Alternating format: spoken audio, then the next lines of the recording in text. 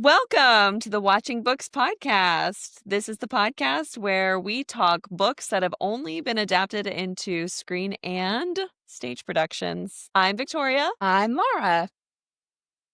and we're a mother-daughter duo. I'm the mom.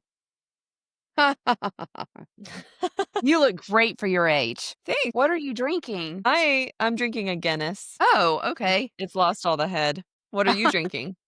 Water. I have my water too. I have my Perrier and just my regular still water.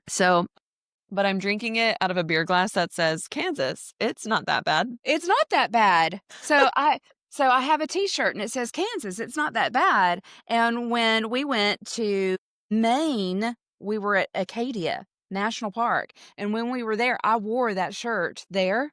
And I got the most comments on that shirt than I ever have with any shirt, anything I've ever worn. So many people, they would read it and go, really? Yeah, really. Or one person said, that's one of the 5 states I've never been to. I said, well, you need to go. You need to visit. It's Kansas. definitely near the bottom of the list. When you start listing out which states you have to visit, no one is putting Kansas near the top. Yes. And why are we talking about Kansas? Well, I happen to live there. And I blame you for getting me here, and I blame my husband for making me stay.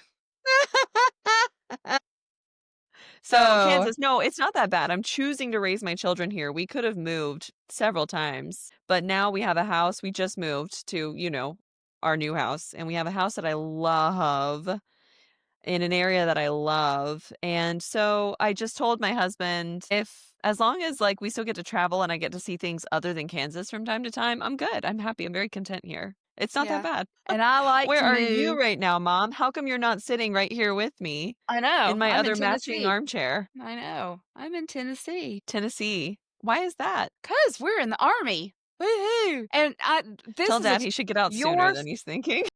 Your space looks so great, and mine's very temporary. you. I have a Yeah, tiny exactly. book, my little tiny bookcase, temporary over there. But yeah, I'm very temporary because we're getting ready to move. Mm-hmm.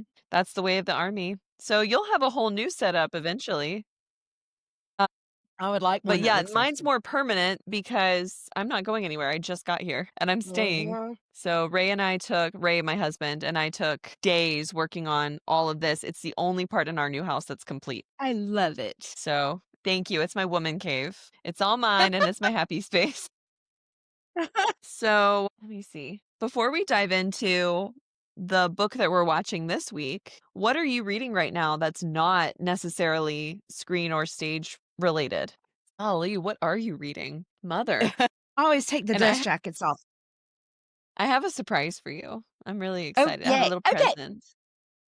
What am I reading? Well, so I'm a member of 3 different book clubs, and I've already read all 3 of them for this month, and I just finished, though, None of This Is True by Lisa Jewell. Okay, I read another one by her. This was very good. I couldn't put it down. I've never read anything by her before. I thoroughly enjoyed it. So I highly recommend that book. It was very, very good.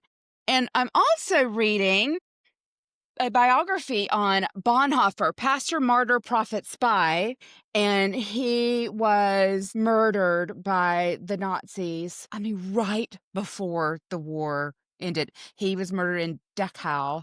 Yes. I could have sworn that when Ray and I were at the movies, I don't remember which movie, there was a trailer for a Bonhoeffer movie. Yes. Yes. So Have you your seen dad it? and I went to see it. Yes, we went to the movies and saw it. It looked really good. It was good. They did a very good Okay. job. And so here it is. There's Oh, no so play. it's been adapted to a film, you say? Yes, there's no play. We just But, need a yes, Bonhoeffer so- play. Okay. Yeah, so I'm reading that. And I'm also reading All the Light We Cannot See. And this is by Anthony Doerr. So How is it so there far? you go. What? How is it so far? I've read more of Bonhoeffer because I had all of my book club books to read. And so I put a pause on this. You can see I have not gotten far. But so Okay. far, Okay. it's very good. Yeah, well, What? you're going to see that I haven't gotten very far in any of my books. Considering the fact that I'm probably still going to be reading all of these at our next recording, maybe I'll just pick one at a time. Okay. But right now I'm reading Alice by Christina Henry. It is so my daughter's name is Alice, your gorgeous granddaughter. So, of course, I was attracted to this because she's named for the Lewis Carroll character from Alice's Adventures in Wonderland. And Alice Through the Looking Glass, because that's technically my favorite. But this is a horror adaptation of Alice's Adventures in Wonderland. So it just You takes like all the it? same characters and creates them in this completely different dystopian world. And I'm still trying to figure out what's real and what's not. It's very gory. You wouldn't like it, but I am really enjoying it so far. So Alice I'll and a caveat character that. named Go ahead. with what? Well, The Alice gory and stuff. Hatcher, a character named Hatcher. They were in the side by side cells in an insane asylum in this different dystopian world, and Hmm. they've just broken out. So that's where I Oh am in the gosh. story. Wow. So, yeah. So I'm reading Yeah, I'll that and I'm have reading several others. The one I'm reading for work is Our Polyvagal World by Stephen W. Porges and Seth Porges. It is very good. If anyone suffers from anxiety and doesn't understand why their brain resorts to that, I highly recommend this because it explains it in a very easy to understand way. I'm a therapist. awesome. So we're both reading multiple books. Yeah, what were you gonna what was your caveat for reading gore? Gore.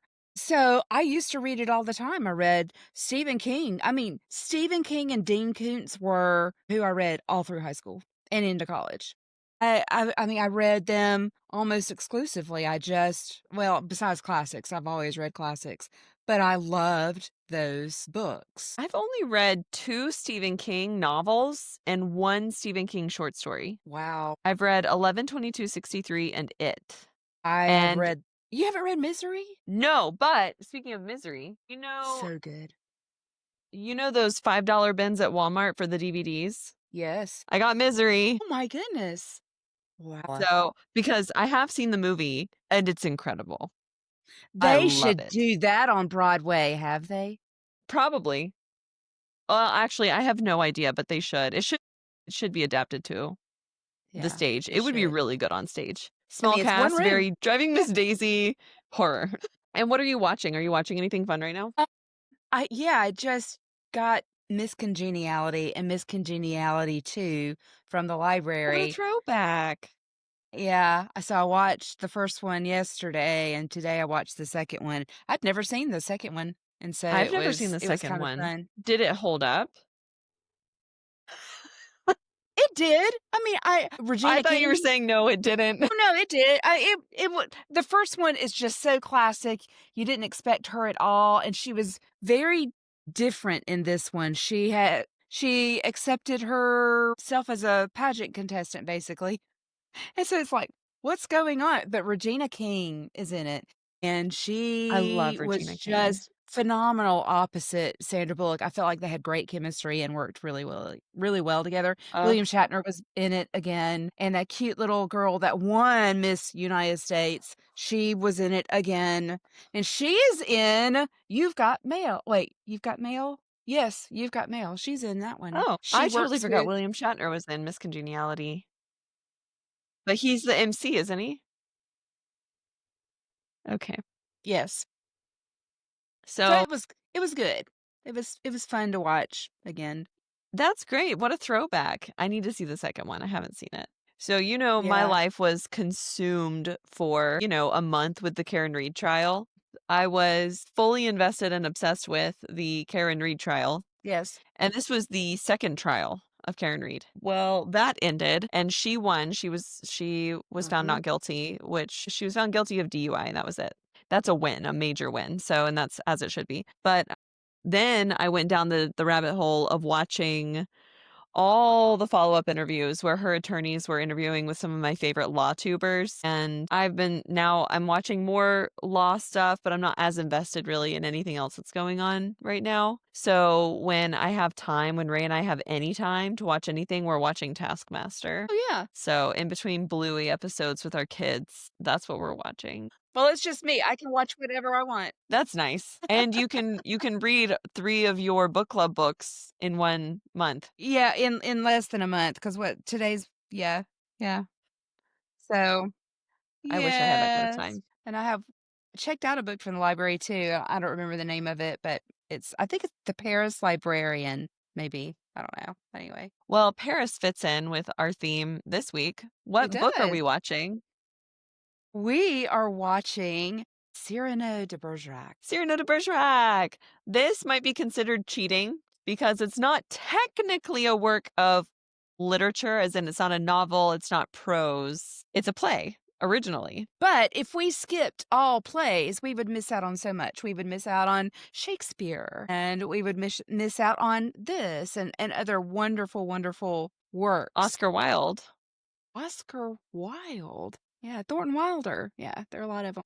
Before we dive in, we have to mention that there will be spoilers. We are going to spoil every adaptation of Cyrano de Bergerac. We're going to talk about it as if anyone who's listening has already read or seen it, but we are also aware that you may not have read the play, you might not have seen any of the films, you may not have been to see a version of it on the stage. We recognize that, and we are going to try to summarize the story, but we're not really focused on that so much as we are just discussing it like fans, because that's what we are. We're not deep divers. We aren't doing a whole bunch of research into the history of each production. We are just talking like fans who really want to compare different adaptations of different books slash plays slash films slash television productions. Mm. So Cyrano is my favorite play. It's your favorite. Hmm. Okay. Absolutely. And this is Cyrano de Bergerac by Edmond Rostand, and it was originally in French. So I guess it depends on the translation you read. I have no idea who did the translation that I typically read, but I absolutely love this play.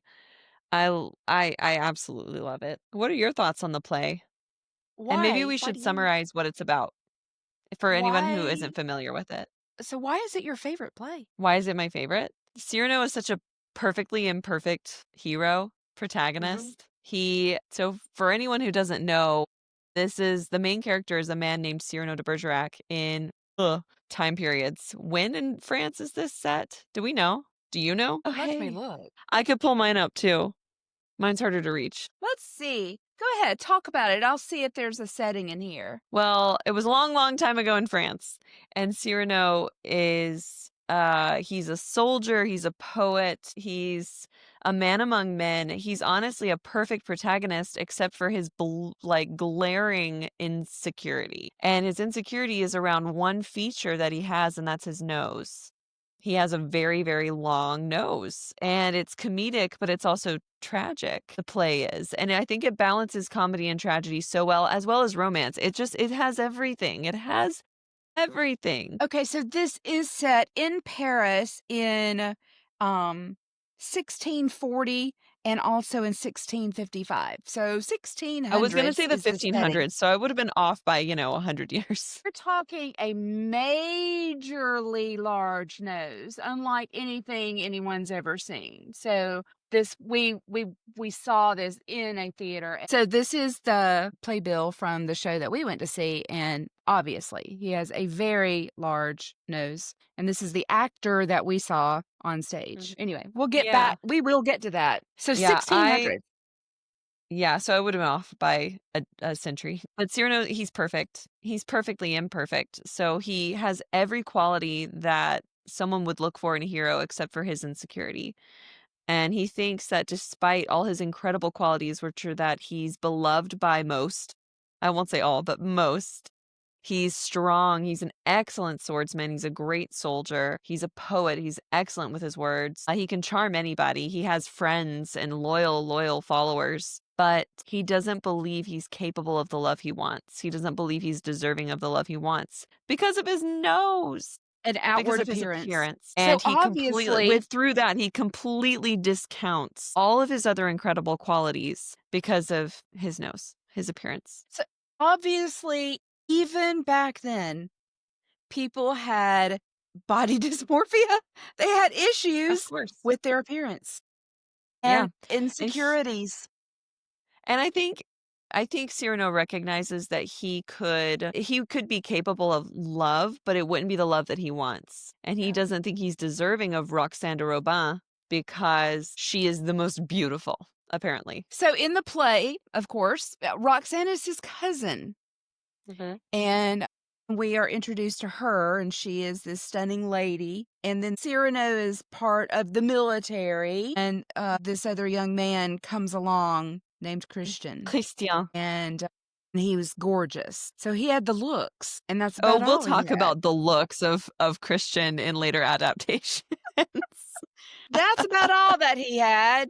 He had the looks. He had the brawn, but he had no brain. Yeah, and that's what's crazy is, like, he does have a brain. We see he has a brain. He's able to put 2 and 2 together eventually, but he is useless when it comes to women. Oh, yeah, yeah. All he can think Cannot talk to about women. Yep. is seduction and outward appearance. He can't Mhm. go any deeper than that. Nothing about her mind or who she is as a human being. It's all about her looks and his looks. And that's the problem is Roxanne has both. She's gorgeous, but she's also brilliant. And it's to her detriment because Uh, she ultimately lets herself down, and she admits this towards the end because she admits, "Oh, I was so focused on outward appearance that I let my true love slip by." we haven't mentioned this yet. We will be spoiling Spoilers for everything. spoilers, yeah. And even just a little bit of background too for us. We are both in theater. I've been in theater since I was 5. And Victoria, you were 6? 6 or 7? 7? Okay, I always yeah. thought I was 7 when I did Sound of Music. Sound of okay, so 7, and then I was in The King and I when I was 5, so we have been in theater basically our entire lives, and so it's just a lot of experience between us on the stage, and then our love of books and our love of movies. It felt like all of the adaptations, except for the modern day one, were excellent. They really stuck with the script for the Yeah. most part, you know? Wow, Really good. okay. So, I think all of the adaptations start at the theater, which is where the play starts. The play starts at the well, except for Roxanne. Roxanne is like an Yeah. enigma. Y Right. The modern day No, it's one, we an won't. anomaly. Anyway, so the play opens at the theater. There are people milling around waiting to see the show. I think it's meant to be is it meant to be a comedy? I don't I know, think but so. there's an actor who Montfleury who's going to come out and give an oration, and people are really looking forward to this. But as this actor, he is giving his oration, you hear a voice booming from the audience, just tearing this guy, but he's tearing him apart. He's heckling him and threatening him, honestly, because he hates his oration so much. He hates how he interprets the texts that he's acting out. And finally it ends with Cyrano comes out onto the stage himself. He's the one who's been heckling this actor, and he challenges him. Well, the actor runs in fear. So there's the Comte de Guiche's, I don't know, guy, Mhm. right-hand man, someone who's with the Comte de Guiche is there, and I can't remember his name, the character's name, but he challenges Cyrano, and Cyrano sword fights him there on the stage. And in one of my favorite parts of the show, which is right here at the very beginning, we see Cyrano using humor to cut this person down to size while also using his sword to cut him down to size. He ultimately ends up Mhm. killing this other person, both in word and in deed. He actually kills him. Right. And what's funny is he's being mocked for the size of his nose, which is on the nose as far as insults go. And he Mhm. basically tells this person, you can do better than that. And he proves to him why. And he comes up with every insult you could think of for how to For insult his his nose nose. and do it wittingly Yes. and cleverly. And then he kills him. So from there, we meet Roxanne. Roxanne has witnessed all of this. Roxanne is his cousin. We learned that. She's being wooed by the Comte de Guiche. He's trying to court her. The Comte de Guiche is just a rich butt face who thinks he can earn Roxanne's love through his money and his status, etc. She's not interested, but she has to entertain him. And she does love Cyrano, but as a friend, as a childhood friend. They grew up Mhm. together. What she has done since being at the theater is see a man from across the way, very Romeo and Juliet, and all of a sudden they are in love. They have never known a love like it. You've never seen the likes of it before. It is the love to end all loves, etc. So this is Christian, and he is a new cadet in Cyrano's regiment, something like that. I might be getting the terminology Whatever the wrong, name but in the Christian comes military along. with him. Yeah. Yeah. Roxanne asked So he also is Cyrano convinced that to he's in take love with care of him. Roxanne. Yes. But in that instance, and this is important, she sends her nurse to request to meet with Cyrano privately. And Cyrano believes that she is going to declare her love for him, and he's over the moon. He can't believe it. He thinks he could fight 100 men in one night because he is so excited and elated and empowered just by the hope of thinking she could love him. Unfortunately, when they meet, she lets him know that she's actually in love with Christian. So she has no idea of Cyrano's Mhm. feelings for her. And he quashes his thoughts in order to, well, I think protect himself, but also to let her know he'll take care of Christian, nothing will happen to him, etc. And he does meet Christian and they form a friendship, but they also recognize Christian recognizes he's terrible with words, which is what Roxanne wants. And Cyrano recognizes he's not handsome, but he has words. And so they decide to form together the quote unquote perfect man by being beauty and brawn and brains and all of it all wrapped up in one. Cyrano will be the voice and Christian will be the mouthpiece, basically. And so by that way, they court Roxanne through letters, through, trying to woo her A under her balcony balcony in the scene. moonlight. Yes, again, very Romeo and Juliet. And she is fully, fully wooed by Christian. She loves him. And so when he goes to her and he goes into her bedchamber, the Comte de Guiche becomes jealous and which I don't think he knows he's there. He doesn't, but he's on his way and he has sent a Not priest ahead. yet. Yes. Yeah, he has sent a priest ahead of himself with a letter to Roxanne. All very weird. Because he Roxanne reads the didn't want letter to wait realizing that the Comte de Yeah? because he didn't want to wait anymore. He wanted to marry her. Right. So he sent the not so smart priest to marry them. Well, Roxanne being a bit smarter, she makes up her own letter and actually has the priest marry her and Christian right there. Cyrano is heartbroken, but he goes out to delay the Comte de Guiche so that the wedding can take place and Mhm. Cyrano and Roxanne and Christian can be married. So the Comte de Guiche walks in and realizes the woman he was trying to marry just married someone else. So what does he do? He makes sure Christian ends up at the front lines of the battle that's currently being fought on the front. So that way nobody wins. That's his thinking. So then we fast forward in time. Cyrano and Christian are both at the front because they're in the same regiment and everyone's starving. It's cold winter. It's horrible. Nothing's going well. I don't even know who they're fighting. Do I really care?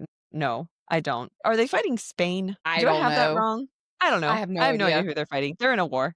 It's revealed that Cyrano has been going out every single day to post a letter to Roxanne. He is risking his life every time he tries to sneak past enemy lines to mail the letters. Christian realizes this and is like, okay, you totally love her. And Cyrano's like, no. And Christian's like, but you do.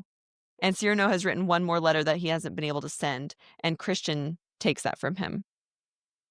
And he's been writing like 3 letters a day to her Yeah, it's a lot. from He's written a Christian. lot. From Christian, so it's not even as Cyrano. It's all as From Christian, but Christian. Christian didn't even Mhm. know that Cyrano was writing these letters to Roxanne. Mm-mm. Well, Roxanne shows up and she shows up with a whole bunch of food, which is awesome. So she feeds the men and she gets to see Christian, who she thinks is her love, who is not really her love. He's just pretty. But what she lets him know right then and there, he could be as hideous as the beast from Beauty and the Beast and she would still love him. They're married now Yeah. because she got the priest to marry in the thing, so they're actually husband and wife. Yeah. Yeah. Okay.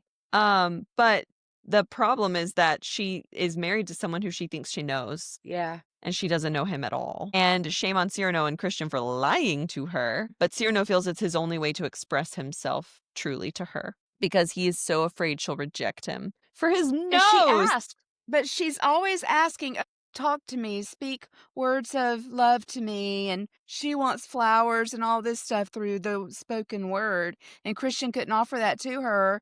But the one thing that Cyrano could promise was that he'll write to you. When we're in the That's front lines, he will write to you. And he that's one of my promised her favorite that. lines. He might not be Yes. able to promise that he can keep him alive and keep him safe, but he will write to you. Yes. And so he made sure She was getting all this love and affection from these words, from Mhm. Christian.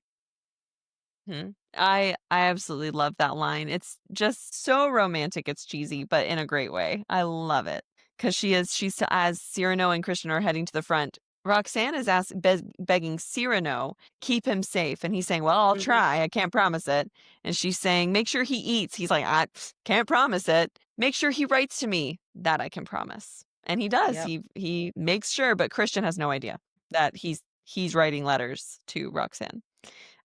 So Roxanne tells him there at the front in no uncertain terms, "I love you for your soul, and I don't care if you were hideous. I would love you anyway." Well, Christian is heartbroken because he knows that it's not his soul she's in love with. So he goes to confront Cyrano and let him know she needs to choose, and Cyrano should give her the option to choose between the two of them. And they both hope mhm, that she chooses either of them. Well, while Cyrano is attempting to reveal himself to Roxanne and let her know that he is the one who's been writing her letters, Christian goes and gets himself killed. So, of course, holding the last letter that Cyrano had written to Roxanne. So, of course, Roxanne is thinking, this is his last letter he wrote to me. And it's covered in his blood. And he dies, and Cyrano makes sure that the secret dies with Christian. He is never going to reveal it to Roxanne. He's never going to let her know. In fact, he tells her, oh no, sorry, he tells Christian before he dies, "I talked to mhm, Roxanne, and it's you she loves. She chooses yep, you." And then Christian mhm, dies. And it's another reason why I love Cyrano. I just love him. It's a very stupid but selfless act. It's so stupid, but it's selfless. So, fast forward, what, 10 years? 10 or The play skips 15. ahead like what? 10 or 15, let me look. It's a long time. Well, It we is. skip at least a decade in time, and Mhm, Roxanne is living in a nunnery mhm, or an abbey, and, she wears black every day because to mourn her husband, Christian. fif She's never It's been 15 years. It's been a long time. So she's wearing black every day for 15 years, mourning Christian's death. She wears his last letter around her neck, and she lives with the nuns. And Cyrano visits her every week. I think mhm, every week. Cyrano visits her every week and gives her the news of the town. He is penniless. He is poor. He is starving, but he doesn't let her know. He never talks about his troubles. He just wants to be with her, to yeah, see her, to have a relationship with her, whether it's platonic or not. He just wants to be in her life. And she's come to rely on his visits. Well, it's revealed that there are plenty of people who don't like what articles he's been submitting to the local paper, I guess is what it is. It's causing, like, I think, a political stir, and people plot to try to take his life, and they attempt it. And he is injured, he's wounded, he's been hit in the head, but he's still and we haven't talked about his lovely friend, the baker Ragueneau. I love But him. Ragueneau and, of all people, the Comte de Guiche, who now has a newfound respect for Cyrano after seeing how he fought at the front, he has become a friend to Cyrano of all things. He and Ragueneau get Cyrano. They meet him at the abbey. They're trying to convince him to go get medical help, but he refuses. They find him at the abbey where he is meeting with Roxanne to give her the news of the week and continue things on as usual. He doesn't tell her that he's been injured. He doesn't let her into any of it. And ultimately, he's showing that he's not going to make it. He's about to die. And they're talking about Christian again, and she takes out his last letter and shows it to Cyrano. Cyrano starts reading it, and Roxanne is not Because looking at him, but she's hearing the way he's she had always promised that maybe one day he could read it, maybe, and so he asked, "Could I read the letter?" "Yes, yes," and then she gives Mhm. that letter Yep. to him. Yes, and he's reading it, and she's listening to the way he's reading it. She's not watching him, and she's just thinking about how he's reading it, the passion in his words, and she looks at him and she realizes he's not reading the letter at all, he's reciting it. But as far as she knows, he's never seen this letter before, and she realizes it hits her all at once. Christian never wrote the letters, it was always Cyrano. But of course, now Cyrano is dying, so that's great. Mhm. And he's surrounded by I know I'm trying not to make myself cry right now. He's surrounded by his friends and Roxanne, who recognizes it was you I always loved, and I'm just now realizing this. This isn't fair. And he dies with panache, I should say, because that's what he always wanted. Great story. it is not my favorite, but Mm, we I can get love it. into that. But okay, so let's start then with the 1950 movie version starring Jose Carrera. And now I've never seen Ferrer. him in anything. Yeah, Carrera. I've never seen him in anything before. That was I it. was so convinced. I heard his voice and I was like, "What is this speaking voice? It's beautiful." He has this gorgeous, Mhm. deep voice. I loved it. And I was So, convinced he had to that's be the one thing viceroy that in The Pirate with Judy Garland and Gene Kelly. oh, he's not though. Yeah. I don't think he is though, is he? No, it's not. I looked it up. It's not Mm. him. But I bought that voice was so distinct. I was like, So "Is that the voice viceroy from The Pirate?" that is one thing I have in my notes. All of the Cyranos have excellent speaking voices. All of them. They have to. Cyrano has so many They have freaking lines. wonderful, He wonderful has monologue after speaking monologue after voices. monologue. So Jose Ferrer was married to Rosemary Clooney. Now What? For how long? yes, I want to say it was like his third wife. They have 5 children together. What? Mhm. I had no So idea. they did divorce though, and so for those out there who may not know, Rosemary Clooney is famous for White Christmas, her most famous movie. But yeah, I thought And that being was George interesting. Clooney's aunt. Yes, George Clooney's aunt. Absolutely. Absolutely. There Um, was one character I loved in this. The minute this actor came onto the stage or in the movie, I knew exactly who it was. I didn't know his name. This is a character actor who I think a lot of people we've seen him before, but we don't know his name. His name is Percy Hilton. hold on. Is it Piglet? No, Oh, okay. And he's I not actually put that in Piglet. my He notes. sounds like Piglet. I always confused him with John Fielder, who was the original voice of Piglet. But you are right. That Okay, is but who this man is he the sounds like. train worker? Is he the Train conductor conductor. in Yes. White Christmas? White Christmas. Yes. Okay. So I He did is recognize all him, but he's not Piglet. yes. No, to this guy, he is a character actor and he has worked with some of the greats. He was in White Christmas. So Bing Crosby, Danny Kaye right there. He was in Bus Stop with Marilyn Monroe and Butch Cassidy and the Sundance Kid. Oh. The Music Man, 1962, the original, the train conductor on that. And he was in Oh, Jailhouse Rock with Elvis Presley. And he was in are you How serious? to Marry a Millionaire. Who He's was one he in that? one of the people coming in to buy her furniture. Oh my word. I love that movie. Very small Oh, roles, but and I didn't even know his name. I had to look it up. Percy Helton. But every single time I recognize him and I know his voice. Percy His Hilton. voice, you can just hear that little voice. Yeah, And I thought it was Piglet. he was only 4'11". See? He totally could have been. He's just a little man. I'm glad I'm not the only one who thought he sounded like whoever No, the voice actor is who did Piglet originally. He that sounds is just like him. John Fielder played Okay, you did the Piglet. work. See, I didn't. I was just Yeah. like, "Oh, that's Piglet." Nope, John Fielder. So, yeah, I was just like, "Oh, this is So, great. I have to we look it both up." noted him when he came out, and he only Oh, had that yes. tiny all he did was announce Montfleury, the actor. That's all he did. And he He was worked at saying, the "No, theater. please." Yeah, he worked at the theater. He came on it a few times. Yeah, he was in a Uh, few scenes. that's all I But yeah, remember. But I yeah. also was watching this while doing dishes and laundry and taking my kids places, and I watched that version today. So, yeah, I yes, watched different it world. yesterday. Yeah. And that was So my first time seeing it, so I had never me seen it. too. I didn't recognize any of the actors except for him. Yes, me too. So, what did you think of Jose Ferrer? Like, Ferrer? Jose Ferrer? Ferrer. Ferrer. We've never Had seen him in no anything else. What did you never think of seen him him in as anything. Cyrano? Because he won the Academy He Award for was this role. He did, he was wonderful, and you would never know he is Puerto Rican. There was No? no accent. He sounded Mm-mm. wonderful, beautiful speaking voice. I just really appreciated his performance.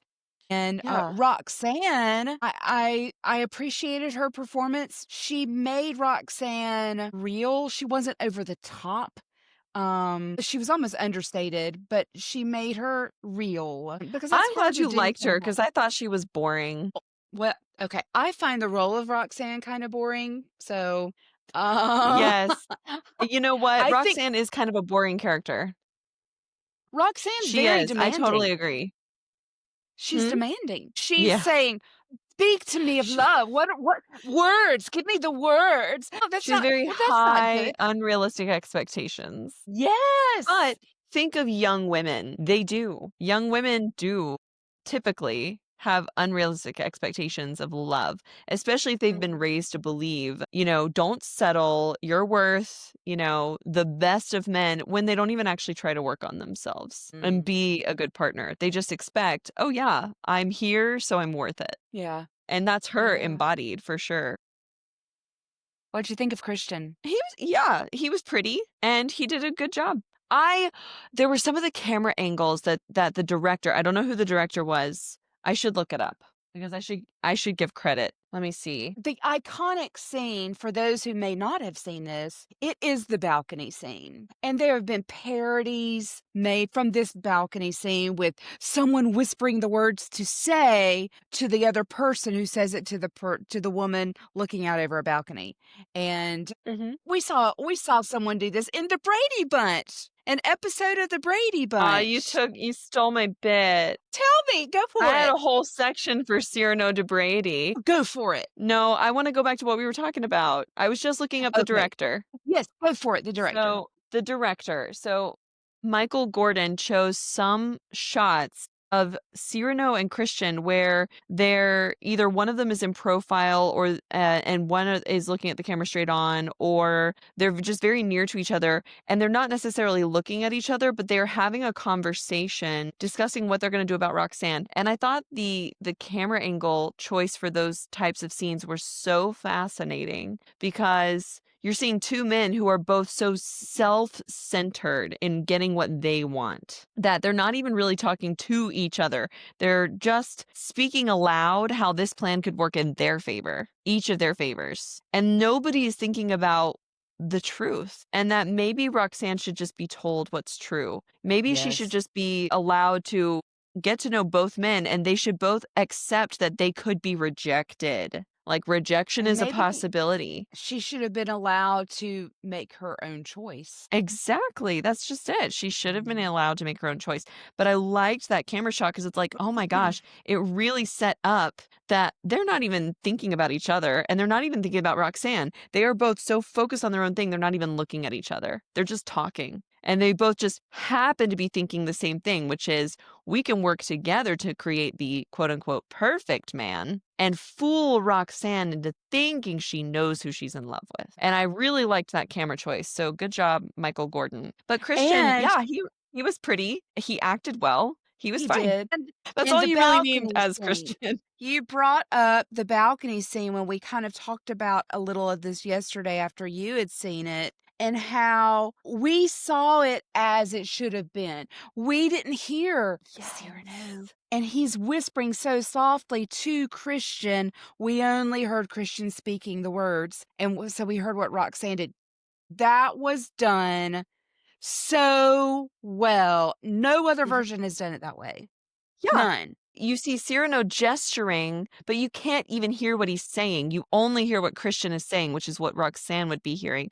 And the Mhm. reason that actually stood out to me is because I haven't seen another adaptation do it like that. Now, No. on stage, that's difficult to do. So it makes sense to have the echo of both Cyrano and Christian speaking the lines when they're trying to woo Roxanne.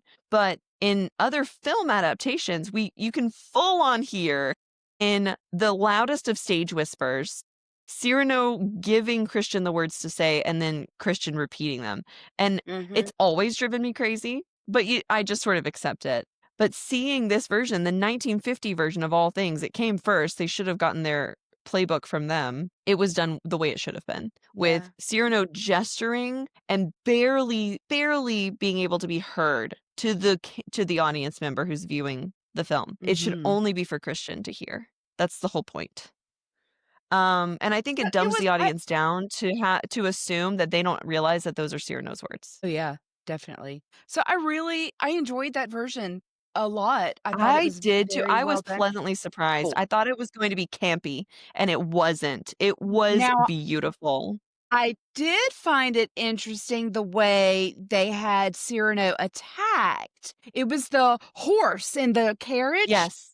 He's It attacked almost differently in every version. well, in others, at least that something's falling on his head in all of them, I think. But in this one, it was that horse and carriage. I was like, "Whoa, True. I that think was he would have had a different." few more injuries. Yeah. He Yes. got he got fully run over by a horse and carriage, but he came away with one small head wound. Yes. Well, it killed him, so it wasn't too small. Yes. Right, but there are So no other abrasions that we can see. no. There's nothing else. He's not limping. So that was Anyway, I thought interesting. I kind of laughed.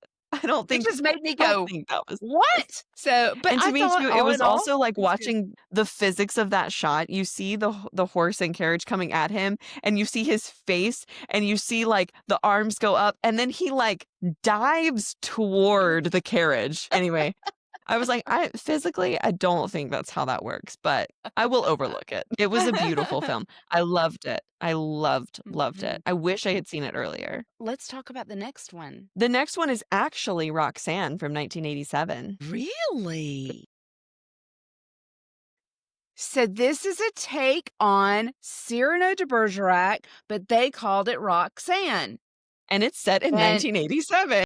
with Steve Martin, Daryl Hannah. Oh, and who's Christian? I don't remember. I never remember the Christians, Mom, except in Mm-mm. the 2021 version, which we'll get to.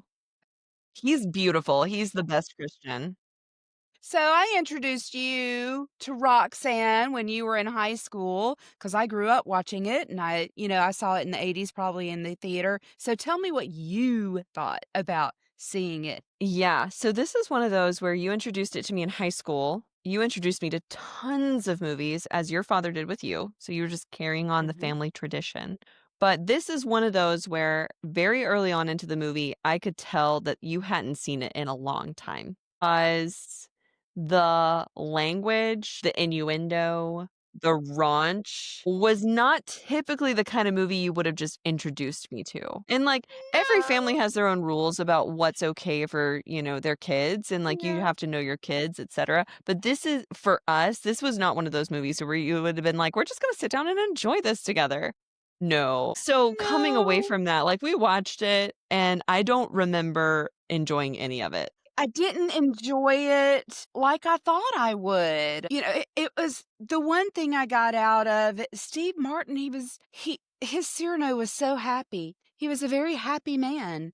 And everyone loved him. Now, he and Roxanne were not cousins in this, and they were Thank the not Lord. right. And they didn't know each other. They met each other. Which And it's an adorable meet cute. I really like their meet cute. very, very good, and he's a firefighter, Mhm. and so Christian comes and joins the team. He is a Isn't he the firefighter chief? as well. Yeah, Steve Martin's the Yeah. chief, yes, so I liked Cyrano I is the chief. like that because it's like, how do you modernize Cyrano His name was in a not believable Cyrano, it was way? Charlie. His name is Right. Charlie in that movie, But yes. but the question is how do you modernize it? And Yes, I think that was an effective way of doing that. And they would call him right, CD. right, Oh, yes, and we have Roxanne and Chris. yes, Chris. Yeah, so I revisited this one to see if maybe I liked it a little bit more. I didn't. No, I didn't either, and yes, they met, it was cute, but Well, yeah. as honestly, Charlie aside, the main character, Steve Martin's character aside, the whole movie was so misogynistic. Yeah. Chris only wanted to And get her in bed. That's all he well, wanted. I mean, that is Christian. That's I think that's Christian. absolutely true to the character of Christian, regardless of Yes. what setting you put him in. And he's But dumb as a yes. he's so dumb. They made He's him very so dumb. dumb. Yes. And he's not that attractive. Oh my gosh. Sorry. But like if you're gonna make someone that dumb and you have to make me believe that Daryl Hannah is gonna fall for him for having nothing to offer but his looks, we have to do better than that. Like he needs to look like Idris Elba. Well, back in the day, he something. was cute. He was very cute back then. Okay, cute doesn't earn Daryl Hannah. So it But was I like Daryl Hannah. interesting. I like her Roxanne. I think She's Charlie is smart. really likable. Yeah. Oh, he really is likable. And in the end, we see Christian go off with a bartender, Yeah. and he I leaves. think He this is leaves. the version where if you want Cyrano to get the girl, you can enjoy This Roxanne. is it. Yeah, yeah, because Cyrano he does gets get her the in the end. girl in Roxanne. Yes, and they have a really Mhm. cute, very funny fight scene Yes, they where do. she's trying to kick him out and he says, "I'm already out, you go in." That that cracked me up. That was very funny. Yeah. And Shelley Duvall is in Um, this. She Shelley that's Duvall right, is Shelley one Duvall. I of totally forgot she was in it. Charlie's friends. So Shelley Duvall is in she's Olive Oil in Popeye, and she's also in The Shining. That's Mom, where The most people Shining. know her from. Yes, Yeah, that's what she's those known for. those yeah, and Olive Oil. So those 2 films, those are Yep. the ones that people know her for. And I Yeah. remember seeing her in that one, is it Annie Hall? Is that what it's called? Annie Hall is, yes. I've never watched it. Uh-huh. Yeah, she's in that. Okay. But yeah, she was Charlie's friend. She was very cute. So there were Yes. likable characters, great acting. The acting was great. I did not love the script. No, I don't either. And Well, yay. honestly, maybe I'm just a fuddy-duddy, but the antics with all the really dumb firefighters, it just wasn't my thing. Okay, so I think this is where we are so much alike. I don't like dumb I in like movies. some dumb. I don't like a lot of dumb. Like, now I just like funny, okay, but when they're just dumb, it was like every firefighter except Charlie was stupid in that. Yeah. They didn't know how to fight fires. They didn't. But when it counted and there was a fire, they were able to do it. Charlie had trained them very well. And Charlie had to follow his nose. Now, there was one thing in this where I'm Yes. like, I wish I had seen another adaptation of Cyrano do something like this. They have Steve Martin trying to drink with his enormous prosthetic nose. They have him Out of trying a to drink from the wine glass. tiniest of wine glass. Now that was funny. That But it that was was also funny. sad because he's like, "Do you have a straw?" It was so sad, but so funny. I loved that. Honestly, setting something like that in the 80s made I think it makes you feel even more for Charlie because he is such a lovable character, and it's believable that Roxanne would choose him. It made sense that Yeah. she would go, "I don't care about your nose. You're an awesome Mhm. person." That made more sense for a more modern day setting. If Yes, you took definitely. Cyrano as he is in the original and put him today, it does not make sense that Roxanne would not choose him. It just doesn't make sense, regardless of his All nose. right, are we ready to move on to the next one? So the next one would Ooh. be the 1990 French film Cyrano de Bergerac with Gérard Depardieu and Anne Brochet. And I love this movie with a passion. We watched it together. It does Mhm. have subtitles, but it is very worth it. Yeah, I wouldn't be able to understand most of it if we watched it No. without subtitles. No, I might have been a because French minor, but that's all I was. I don't know they're French that they're well. speaking so fast. Yes, it was But very good. so good. It's so good. It It's was. so good. Like, Gerard and the controversy around him aside, he earned every award that he got for this film. Huh. It's so good. The costumes, the sets, the music, everything. I mean, this is I think exactly how Edmond Rostand would have wanted to have seen it if he had known that it would ever be adapted to a film. Right. It's oh my gosh, it's perfect. Oh my gosh, and the scene one of my favorite scenes in the play, and we haven't talked about this, is the scene where Roxanne is alone with Comte de Guiche. Mm. De Guiche is he's really trying to put the pressure on Roxanne to speed things along with him and Right. let him know how long he's gonna have to wait, right? But he's also he's alone with her and he's thinking about how he's gonna I can't remember like the whole context of the scene, but There's a great scene where he's thinking about what to do with the regiment that has Cyrano and Charlie, that has Cyrano and Christian, and he's really annoyed with Cyrano because Cyrano killed one of his buddies. Makes Mhm. sense. We would be slightly annoyed if someone killed our friend. So he's just kind of complaining to Roxanne. Well, Roxanne, thinking on her feet, she does not want Cyrano to be punished because he's thinking, okay, I want to send him to the front lines. So I'm going to send his regiment to the front lines because I'm sick of Cyrano. I want him dead. He killed my friend. Valid. However, Roxanne is thinking, oh no, that means Christian is going to be sent to the front lines. I don't know how much Roxanne is really thinking about Cyrano, honestly, but she is thinking about Christian, and she does not want to see him sent to the front. I love this scene because this shows how witty she is, how cunning she is a better word. Right? And she convinces De Guiche to keep the regiment at home because there is nothing Cyrano hates more than not getting to show off his Yeah, prowess on the battlefield. that's right. He's like, "You're right, I'll emasculate him and humiliate him because he'll be worthless sitting around at home. He won't be able to fight, and that's all he wants to do." So he keeps them at home. She thinks she's saved Christian from going to the front.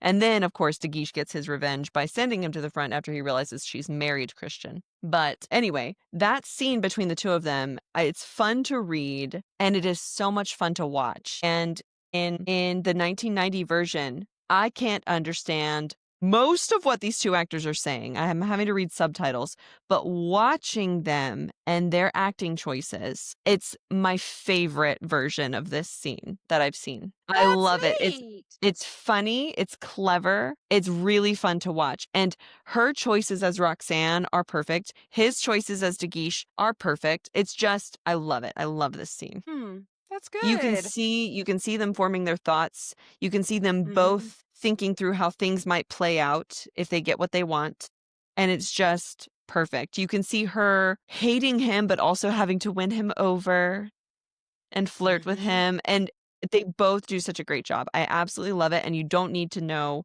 what they're saying to understand ultimately what's going on in the scene. Right. That's a I very love good it. point. Yeah, awesome. Yeah, it was very good. I didn't mind reading the subtitles. Mm. And, all of them have incredible swordplay, and the fighting is so, so good.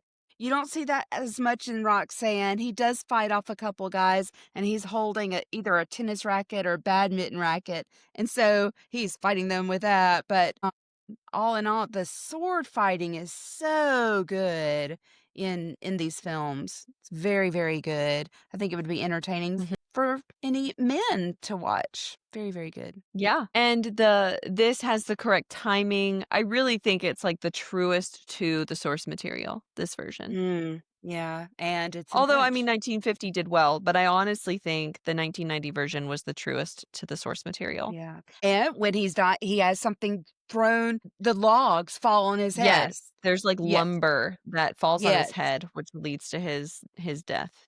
Um, is that really all we wanna say about this one? It's a perfect Yeah, film and we're good? Yeah, I'm good yeah, with that. that's It's good. perfect. Okay, so our final version, our final film adaptation is the 2021 film Cyrano. This one is notable because the major difference with this one compared to any other version is that Cyrano does not have a large nose. In fact, he has a pretty standard sized nose. Standard. Instead, he is small in stature because he's played by the incredible Peter Dinklage, who most Peter people know Dinklage! from Game of Thrones or Elf. There is no in between. Peter Dinklage plays Cyrano, and instead of it being a large nose, everything in the show is adapted to him being a little person. And then Haley Bennett is Roxanne. What are your thoughts, Mom? When I first saw and it's a musical. As Peter Dinklage would say, it's a play with songs. That's how he characterizes it, and I agree with him. So, it was, when I first saw that it was coming out, I loved the premise. I thought that was fantastic, and wasn't the screenplay written by his wife, Peter It Dinklage's was, wife? yeah, the play was written by Yes. his wife, and here's the thing, this did not start out as a film, this started out on stage. It was a play first Oh. that Peter starred in, and Well, his I wife was adapted thrilled. it. When I first saw it was coming out, I was like, I have to see this." this is going to be incredible. And then to find out there was music too. I wanted it to be better than it was. The acting was Mm. phenomenal. It was so good. It just was missing something, and it's hard to explain. I love a good musical. And the music, I can't remember it. Normally you go home at least humming something. I remember that the music, it was beautiful music, but you don't go home humming these tunes that they sing. But I thought Peter Dinklage did a wonderful job. I was disappointed he wasn't nominated for an Academy Award for that part because I He thought should have he did been. He he did was that well. incredible. He was He was incredible. he was incredible. He really He was. wasn't nominated? He wasn't even nominated? Oh, he should have been. That's I was insane. very surprised. Okay, I say I don't think he was because I was very disappointed that he was not. So, See, I but I thought will he look. was. Let me look and we can come back to that and I'll change that. He Peter's a wonderful Cyrano, and honestly, it translates very well to having him be a little person. What I Yes, have to say that and honestly, it has all the elements of the original play that you would want. It's got the whole storyline, it's got everything that you would want to have, he was except not. one notable scene. It does not have now we haven't talked about this, but it doesn't have the scene where Christian first meets Cyrano because there's something specific that happens in that meeting. So in the original play, when Christian is first introduced to the regiment, all the other Yep. soldiers are planning to haze him basically. They're going to Yes. pretty much torture him because he's new. Well, Cyrano has promised Roxanne he's not going to let that happen. So they have all warned Christian, don't mention Cyrano's nose. Christian has no idea what this is about. Well, then he sees Cyrano. He doesn't know who Cyrano is. He doesn't know he's related to his dearest love that he witnessed for 5 seconds one time. All he knows is that Cyrano has a big nose. And so Cyrano is trying to tell his story of how he killed 100 men. It was actually 8. But he killed 100 men in one night. It was 8. Anyway. Every time Cyrano tries to get anywhere in his story, Christian quite cleverly is throwing in phrases about noses, whether they're cliches or it would make sense to put the word nose in there. He's interrupting Cyrano's story and always drawing attention to his nose. And Cyrano is getting so angry, but he keeps withholding. He's not, letting himself take it out on Christian because he's promised Roxanne he's going to take care of him. And then Christian thinks he's going to get the beating of his lifetime when Cyrano sends everybody out of the room because he's finally lost it. And he embraces Christian and tells him he loves him and that he is Roxanne's friend and cousin. You're Oh, right. and That speaking of, scene. but that scene is not in the Mm-mm. 2021 adaptation with Peter Dinklage. And, we could have done this with jokes about a little person, and I Mhm. don't know why that was left out. They We do did. still get the He was. scene with we still get the scene where Cyrano kills Daguish's friend Yes. Yes. in the duel, and, we have all that wordplay where he uses instead of talking about a large nose, he talks about being short in stature and uses all those jokes Mhm. and that wordplay and the self-effacing humor, but we don't get that Mhm. scene with Christian. And Peter Dinklage was not nominated because I was really Wow. disappointed. Yeah. It was only nominated for one. I think it was costumes. That's Okay, so wild because Roxanne in that. Mhm. She's my favorite, Roxanne, Roxanne. she just she glowed. There was Mhm. something about her. She It was more really than just her pure looks. yeah. She There was really stood out. I mean, Mhm. she was lovely. Her Yes. dresses were so Lovely is a great flowy. word. It was almost like she was angelic. There was a glow Mm. about her. It was just she was really just a neat Roxanne to watch. I And I love her as loved Roxanne. I loved her relationship with Cyrano. I thought they had a Mhm. beautiful relationship. And they And made them not cousins, they made them childhood friends and yes, friends alone, yes. but very good friends. I believed the friendship, whereas I really had a hard time buying Yeah, into it with the other ones. really But with believed this one, it. yes, I really believed the friendship was there, but they weren't cousins. They didn't include that detail, which I thought was Mhm. interesting. Yeah, but it was a really good adaptation. What did you think about the musical version? Well, I like it more than you. You knew that, like, my husband and my oldest son, they took me to see it, and I bawled my eyes out for probably the entire movie. But, Cyrano's my favorite play, So I have a different relationship with it than you do. I personally love the songs. I like that they're repetitive. Like, if I think about it, I will get it stuck in my head. I love the direction of Joe Wright. Joe Wright's a great director. His goal as a director, from what I've heard, allegedly, is that he attempts to make every frame so that if you were to pause the movie at any point, each frame would be a work of art in its own right. He directed the Pride and Prejudice with Keira Knightley and Matthew Mm. McFadden. He directed The Duchess. He directed Atonement. Did he direct Anna? He directed Anna Karenina? Karenina. Uh-huh. So he has done some beautiful films. And there's something, now that I've seen several of his films, there's something I've noticed that he likes to do that's actually kind of funny now that I've noticed it. He likes to take his main actress, his leading lady, and he likes to have her look at the camera dead on. Okay, so she's staring, and usually it's very melancholic. So she's not happy, she's contemplative. She's thinking really hard about something, or she's in crisis of some sort, but she's not moving. She's staring toward the camera, and there are things happening behind her, but she's not acknowledging it. And people can be talking to her, and she'll respond, but she won't look at them. She's just staring. And I've noticed he does this in Anna Karenina, he does this in Pride and Prejudice, he does this in Cyrano, where in Anna Karenina, we have Anna staring in a mirror and she stays like that for way too long. We have him in Pride and Prejudice as Lizzie, where she's again, I believe, staring in a mirror for way too long. And we see her from, straight on like a camera. We see Darcy come in and out. We see day go to night and she is just staring. And then we had Roxanne in Cyrano just staring toward the camera, and there are things And there's happening behind her, and she's just Mhm. responding because this is what she's been directed to do. And it does, I mean, I see why he does it. I think it's very interesting, but when I see it done over and over, it just kind of makes it comical.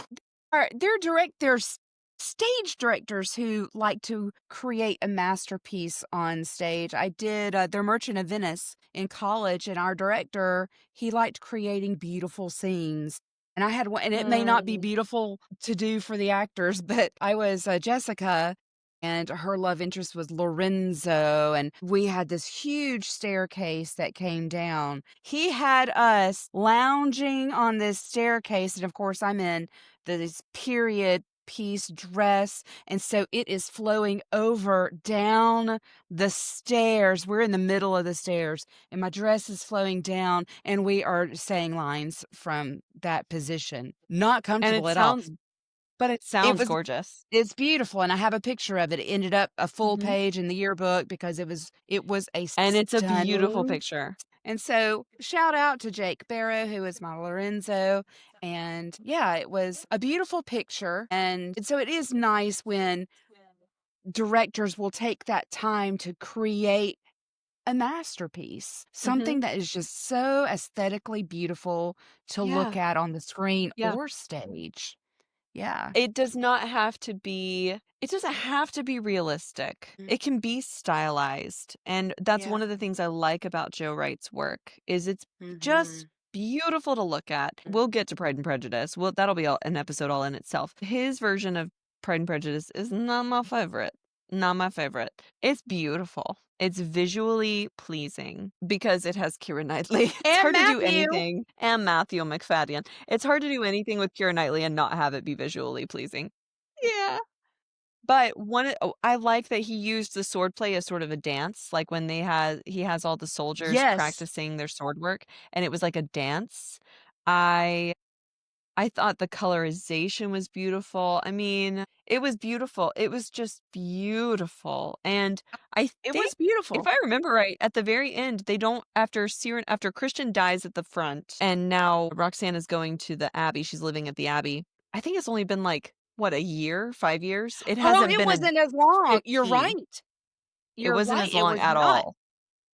I don't know why, but Mm-mm, does it really matter to me? Not really. mm-mm. Although, if you think about Cyrano's commitment to showing up every single week For 15 to give her years. the weekly report, it does make a difference there, but the level of commitment is nonetheless, it's still there, but that Mhm. move ugh, him dying in the snow and her lying down beside him and them singing that song together at the very end kills me. And I Beautiful know, like, you're not picture. a big fan of the songs, but it just Joe Wright tries to get an emotional reaction from his audience. He pulls every trick he can think of to do it, and it works on me Mhm. every time. I fall for the Darcy hand flex. I do like him walking through the mist with his Me shirt too. unbuttoned. Like, I'm sorry, that's unrealistic, but do I like it? Yes. Okay, I fall Yeah. for it. Do I need it to be realistic? No. Joe Wright is very good at that, and of course he's good at it in Atonement. Oh Gosh, that movie gosh. Yeah. destroyed me. Yes. And the book. So I'm really glad he did not choose Keira Knightley for Roxanne. I adore Keira Knightley, but Haley Bennett needed to be seen on film in this way. It She's was very good. interesting to look She at. did a really good She's job. not Yes. yeah, she's not Your your typical. traditional beauty. Yeah,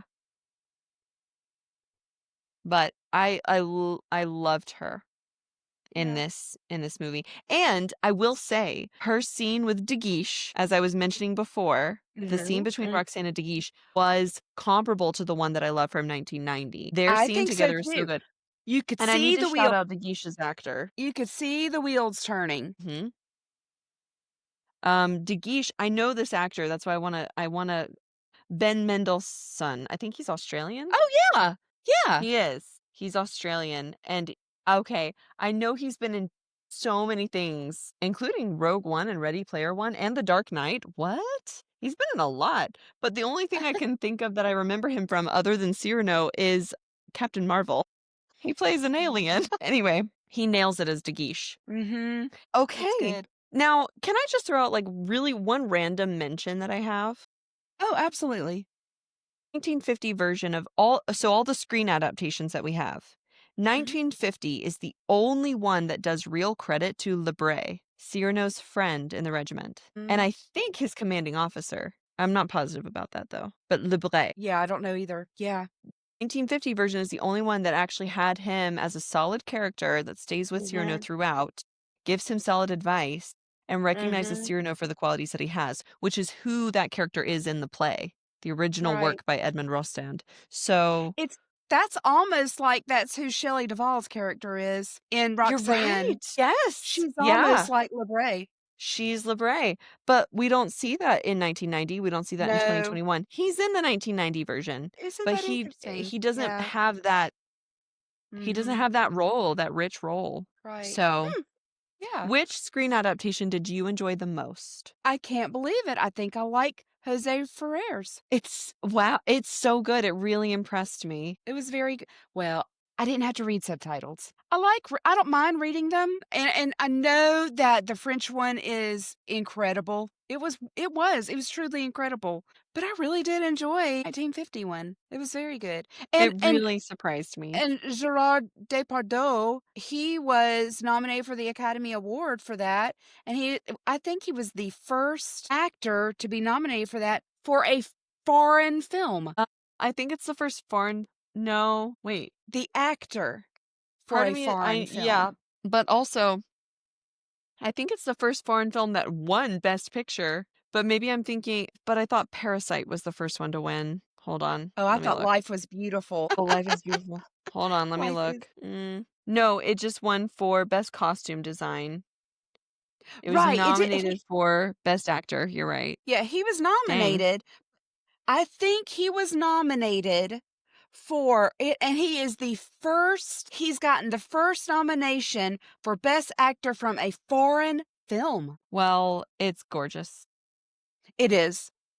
So Life is Beautiful won Best Foreign Language Film in Yes. Italy, but no, it won Best Foreign Language Film Yeah, it for is in For the Italian. Oscar, but it did Yeah. not win for Best Picture. It was nominated. Okay, it did not win. Parasite. Parasite is the Okay. first I remember that. Parasite is the first foreign language film to win Best Picture. Wow. So what about you? Which is your favorite version? So seeing the 1951, seeing the Jose Ferrer version blew my mind. It was amazing. It's gosh, we have 3 to me, 3 incredible adaptations of Cyrano, and that does not include Roxanne. Honestly, Cyrano de Bergerac from France with Gérard Depardieu is my favorite. And I've seen it Oh. multiple times, and I love it Mhm. every time, but I still love watching Cyrano with Peter Dinklage. I think it's beautiful. I like the songs. I love the idea of taking away the nose and adding, and turning it into an Yes. issue of physical stature, making it a little person rather than someone with a big nose. I think it makes more sense, actually, his insecurity, but at the same time, you still have this incredible character who has it all. He's Mhm. wonderful. And I will say, and I loved the Jose, yeah, I love the Jose Ferrer one. It was wonderful. But for as far as like, I like the Christian in the 1990 version. I love the Cyrano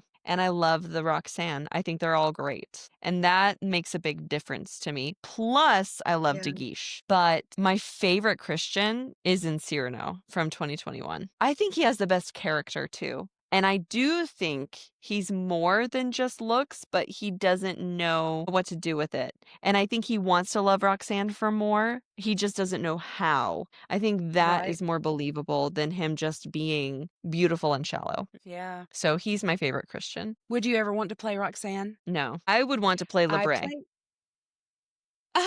I played Roxanne with a lot of theater people when they were taking directing classes, and so I had I had to do a scene, and I was Roxanne, and we did the iconic balcony scene, and, but, yeah, no, I would never want to be her. She's okay. I think I There are called her better milk parts. toast earlier. Like when I It's called you on the phone, Cyrano! I called her milk Yeah, toast. it's Cyrano's show. It is Cyrano's show. And I was going to ask you, which character would you want to play? Now, my answer comes with a caveat. I wouldn't want to be Lebray in just like any adaptation. I want to be Lebray in the stage version that you and I saw. So Yes! Mine's back here. we went to see Cyrano. This is adapted by Michael Hollinger and Aaron Posner, and we went to the Topeka Civic Theater in Topeka, Kansas, and it's the first time I've seen it on stage, and I thoroughly enjoyed it. And it truly wasn't until the play, even reading it, you don't fully understand. It wasn't until I saw him on stage that I went, he has so many lines. Because as an actress, you watch and you just go, oh my gosh, he has Mhm. memorized a book. Truly, And so you, many lines. yeah, you have your playbill available. I can get mine if I need to, but can you tell me the actor's name who plays Yes, Cyrano because he Devin deserves credit? Garcia. Devin Devin Garcia Garcia. played Cyrano. Oh, I looked at And his bio. He's literally every leading man. That's who oh, he yeah. is. He's a leading man. Yeah. I mean, it was very, very good. Just thoroughly enjoyed it. And I hope that this is an updated playbill. So when we watched this, you told me about it. I went to the very last showing of this Yeah, I'll have when to you tell had my gone version. the weekend. You tell your version and then I can tell mine. Yeah, so my husband and I went to go see Cyrano de Bergerac at the Topeka Civic Theater. And I don't remember if we went to the first show, but we went to I think the first weekend. Mhm. And the director came out. So if you've never been to a community theater. You might not have ever seen this before, but at community theater shows, it's typical for the director to come out on stage at every performance and introduce the show. And at this production, the director came out, introduced the show. And who was the director? Could you tell me, Mom? Yeah, I'll get there. Shannon Riley. Shannon Shannon Riley. Riley. So Shannon Riley comes out and he introduces the show, but he also lets us know, "Hey folks, so our Roxanne, she was wonderful. She'd worked very hard, but unfortunately, there are circumstances outside her control that prevent her from doing the show." And I'm sitting there thinking, "Crap, oh crap, oh crap. What does this mean?" He said, "So we have found a replacement." He said, "We've looked near and far for someone who could do this last minute and have to memorize a leading lady's worth of lines and stage direction in 2 days, basically." Mhm. And he said, "Turns out I only had to look on the other side of the bed." It was his wife. So the director's wife, and I cannot remember her name, and I hate that. I wish I could And give her I credit. I don't think this is her. Yeah, it's not And in the playbill. and so I hate that. I know, I wish I could give her credit So because Shannon my husband and Riley's I live. At this production, Ray and I were so blown away because the director warned us. He said, "So our Roxanne at certain times is going to still have her book with her on stage. She was going to have her script in hand because she didn't have the whole show memorized." My husband and I had a difficult time identifying when she actually had her book with her because that's how well she hit it. That's how well she did flying by the seat of her pants, honestly. She didn't have her book with her for the think almost the entire first act, which is really impressive in and of itself. And then I started noticing it. She had it like hidden with some letters that she's reading. She had it with her in other letters that she's giving away to soldiers. And then I think she did have it just openly more towards the end of the show. But honestly, it didn't matter. She nailed it. Now I do have a question. Was your Roxanne, same actress, was she wearing glasses when you saw it? I think she needs glasses to read. So when I saw it closing night. So you saw it when it started. I saw the very last show, and the director came out, and apparently at this theater, I've never had this at a theater where I've performed, but at this theater, they all vote for who the volunteer of the production was, who did the most and all this stuff. She won. She comes Mm. out before the show begins. She's in costume as Roxanne, and they present her with this award for being a wonderful volunteer. And when I saw her, she was never on book. She was off book the entire time. No, she was not wearing glasses. And she Really did. impressive. Oh yeah, she did an amazing job. Just It's really wonderful. impressive because you think about the time that we get as actors, because 'cause we've done theater, and you've had to put together a show in a few days, an entire Yes. show, and Yep. I've had months to put a show together, and it Mhm. takes time. It takes real dedication to learn that amount of lines, and Yes. I was so impressed with her. Yeah. Oh, And yeah. because not only was she getting the lines out, she was giving a performance. She was Yeah. really performing. And that's Yeah. so hard when you didn't have the time to build chemistry with characters. You weren't there to learn all the direction with everybody. She was having to do this all like a swing actor on Broadway when that's not Yeah. really something that community theaters can provide. No. Really No. impressive. And it's even different from a swing. A swing is ready. They're ready to Yeah. go on. They know their But that's lines. just it. They Is like know the she was line. like that's how Oh, she had to yeah. just go out in 2 days. She had to have this ready to Yes. go. It's crazy. And so they did that was just phenomenal, and, but yeah, a great cast. Mhm. I thoroughly enjoyed it. One of my favorite scenes was when, Cyrano is battling the 100 men and the sword fighting and how they staged it. It was a very minimalistic stage, and I did Mhm. take a picture of it. So, And it was a very small cast. very small, and so a lot of Mhm. doubling up with Mhm. the characters and stuff, which it works fine. That just works it works fine. Even Christian was another character at one point. Is that right? I think so, yeah. I think, So that just goes to show where, like, the creativity of lights and music on stage can make for a completely different production that film can't right. give you. Where, No, like, okay, how would you film a scene? Christian was not another I didn't actor, remember that. another Yeah. I character. didn't remember him playing Dickie another character. was, Regano, all Mhm. everybody else. Yeah, LeBray was not, Cyrano. I loved Ragano. Hold on. Yes. Let me look at something real quick because I'm pretty sure you and I saw Ragano in oh, I don't have it. You have my playbill. Never mind. I'm pretty sure we saw Ragano, Ragano in, The Play That Goes Wrong. he's the Wait, no, I do baker. have it. I just don't think I have it right here with me. I don't have mine right here. He's the baker. Okay. Yes, Is he that was right? Ragano, but I'm pretty sure he was in The Show That Goes Wrong. The baker's adorable. I I love him. he was one of my favorite characters. So shout out to Dylan Hart. Wow. He was one of my favorite characters in that one. He was just wonderful. I He loved was him. great. My favorite scene was the fighting of the 100, and you had LeBray, and he's drunk, and he's counting No, that's off. not LeBray. That's not LeBray. Let's change Nope. that. Who's Nope, nope, drunk in the nope. middle? This is a character that they didn't have in any other adaptation that we saw. They actually have him from the The middle. original play. Okay. So they have a character and he is Hold drunk on. and he's not Okay, hold on. I have it. okay. I'm looking at the play. Oh, here we go. Maybe it's Lignier It because is. It's Linier. Lignier, because he's the Mhm. only one that doesn't have fighter next to his Yep. name. It's Okay, Linier. so Linier the this is poet.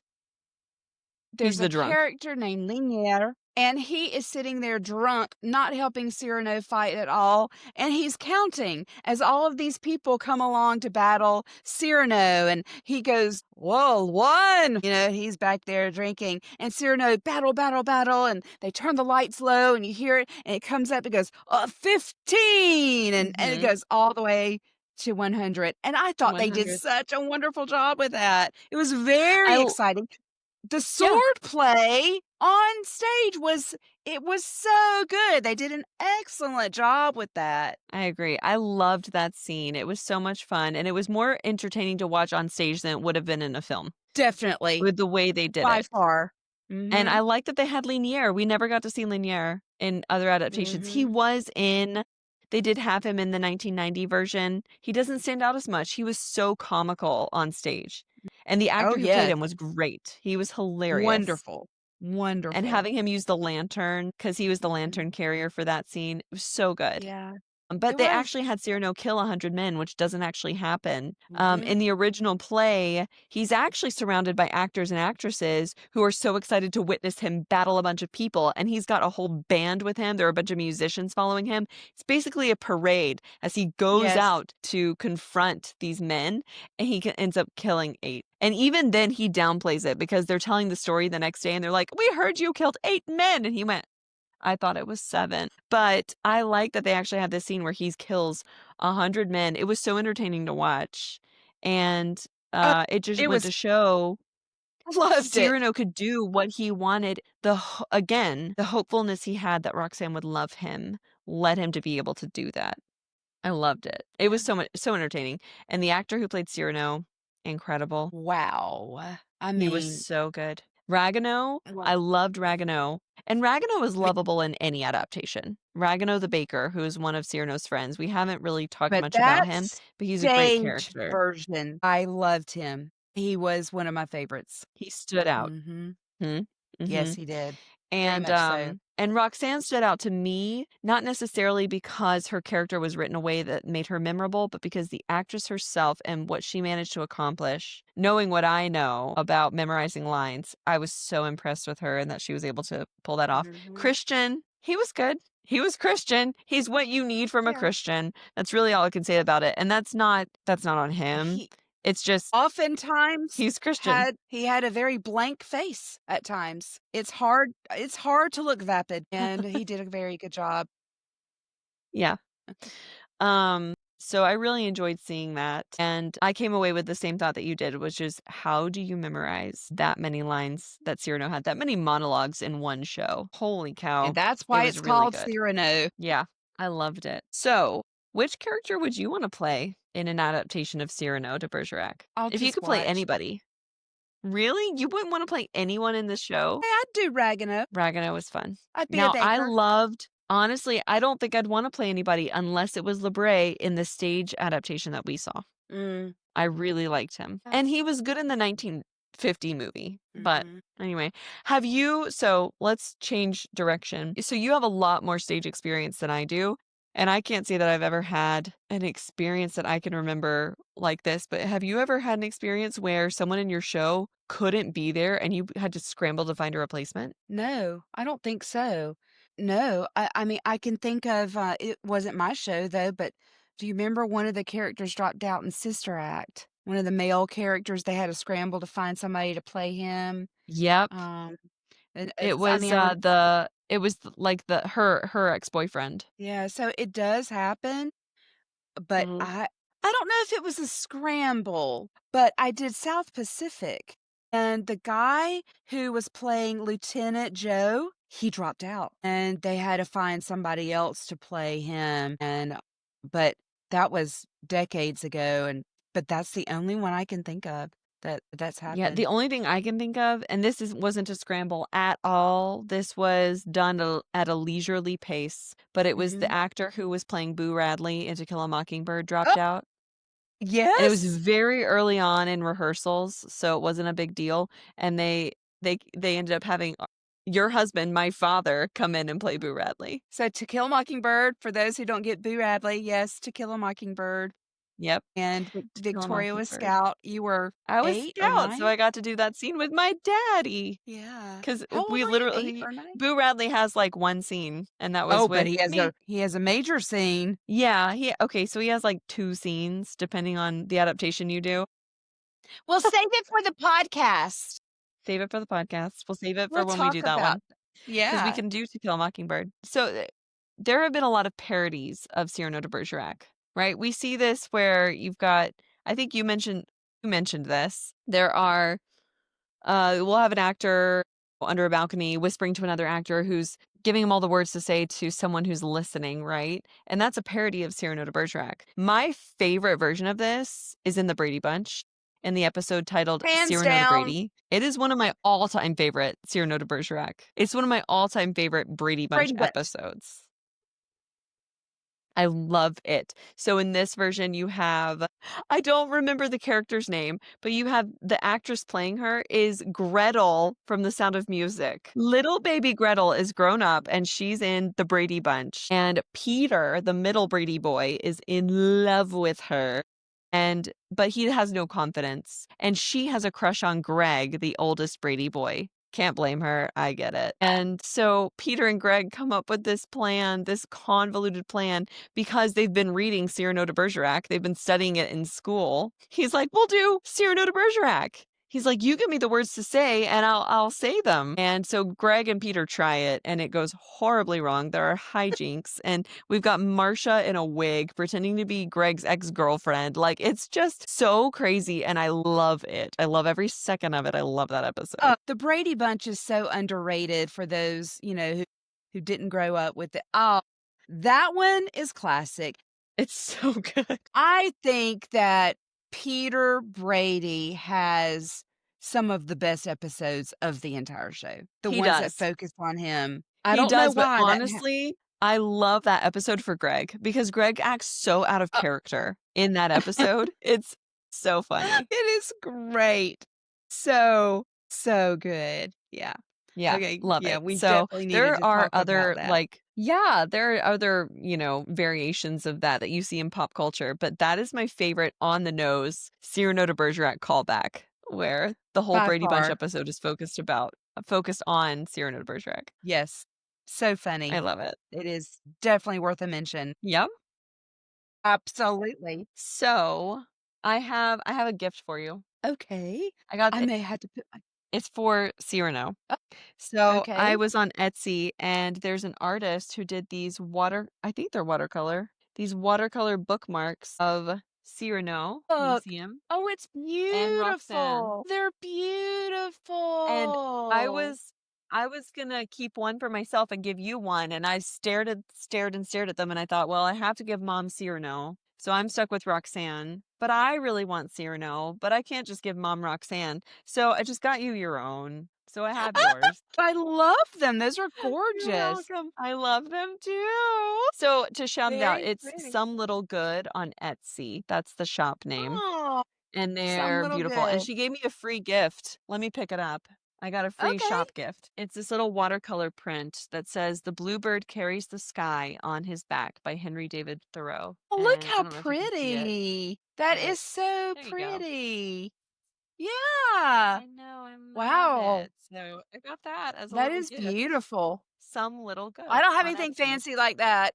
So, a couple weeks ago, I went to see Dolly, and it's called Dolly, a true original musical. So I have my shirt, Dolly. But Nice. she has written a musical about her life, and it is in previews. And so the previews are currently in Nashville, Tennessee. She wanted them to be done there because that is where she got her start. And so they're tweaking and making changes based on, feedback they get, audience reaction and that kind of thing. It may be over now, but Mhm. that is what I did a couple weeks ago.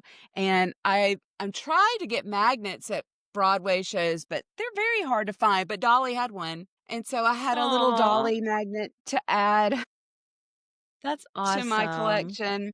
That's Yeah, great. not many people do magnets, so but it was neat. But it will be going to Broadway. I expect it to do really well. I think if Carole King can do well and Michael Jackson can do well, And I share. definitely think Dolly is gonna do well. It was good. And the That's people playing exciting. Dolly, there were 3. That's The so cool. oldest one, it was just like, "This is so weird. I'm hearing Dolly, but she looks different. It's not Dolly, her face, but she sounded just like Dolly Parton." It was really That's neat. awesome. That's Yes. really cool. I Yeah. hope I'll get to see that one day. We'll see. Okay. Well, this was fun. Thanks for doing Cyrano with me. Okay. And if you want to find us on social media, we don't have an Instagram yet. This is going to be on YouTube. So if you're on YouTube, you're already watching us. But And we will put links. our individual social media links are at, let's see, I'm on Instagram at Mm. vdspringer.author. Mom, do you want to share your Instagram or do you want to keep it to yourself? Um, do you know what mine is called? Yup. Okay, so I put this here purposefully. Please be patient with me. I'm from the 1900s. I So have I yours too. Okay, what's mine? Yours is lauradawson.author. Very good. Also, don't No. forget, I'm from the 1900s as well. I know you're from the late 1900s, though. So lauradawson.author to find you.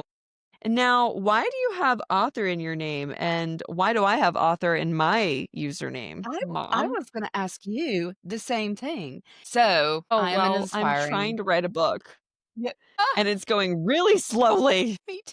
I I'm writing a need book with a working title called The Corner of Her Eye, and I'm in love with this story. I love the characters, and the more I think about the book, the more convinced I am that it's a story that needs to be told. And currently, I'll tell you my update. I have a pretty solid word count. My goal is to get to at least 80,000. I can't tell you my word count off the top of my head. I'm not there. I'm not even halfway there, but I have a solid word count of, I think, about 20,000 words. But I am currently in a course on perinatal issues in mothers as part of my work as a therapist. I want to work more with a population of pregnant mothers, postpartum mothers, mothers experiencing loss, and women with infertility issues. And this course is all a part of that. And I've been aware of postpartum psychosis for several years now, but the more I learn about it and the more prevalent I see it's been in our society, the more I want to write about it. And I realized that writing this book, it started out as a love story between a mother and her daughter, because that's what I was experiencing at the time when I first started writing it. I had a brand new baby girl, and that's the story that started coming out. And as I developed the story, it's now become this thing where I recognize it's a story about postpartum psychosis, which Hmm. is not something that I experienced, but I have clients who have experienced it. And this story doesn't get told. And I'm absolutely in love with it. The more work I do on it, the more I love it. And I hope other people will love it eventually too.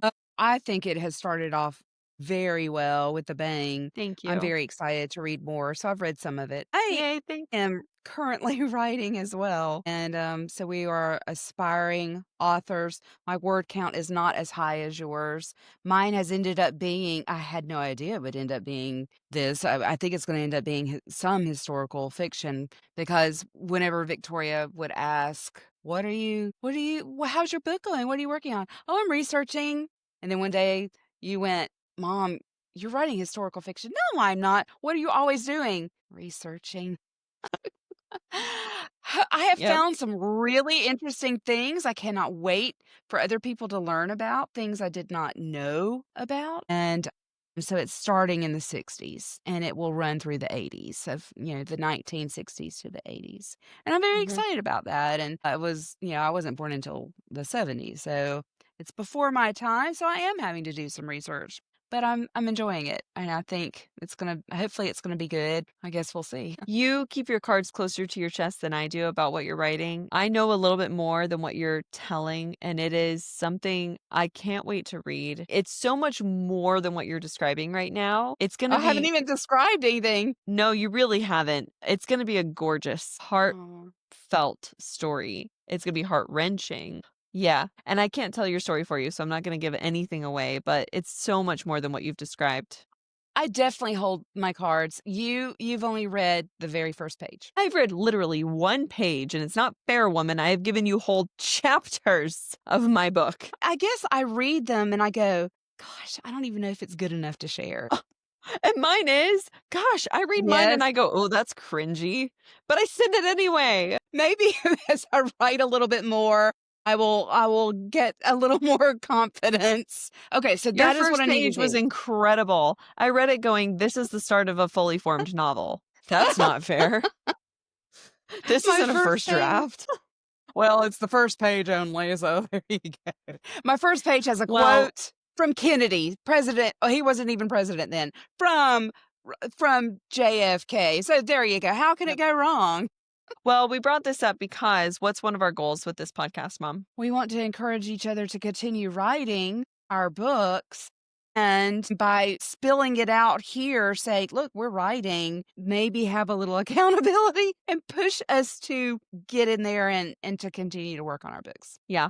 When I first started, my goal was to write 1,000 words a day, and that was very manageable when I first started writing the book. I've had another baby since then, and I'm working double the amount of hours. That means I'm seeing double the amount of clients I was seeing before. 1,000 words is, and I moved, and I'm still in the process of getting this house where I want it to be. There's just a lot going on, and 1,000 words isn't manageable for me anymore every day. So now my goal is 100 words. And what I Yeah. found is that I can actually, once I start writing and my goal, knowing in my head it's 100 words, I get easily to 500, 600, 700 words.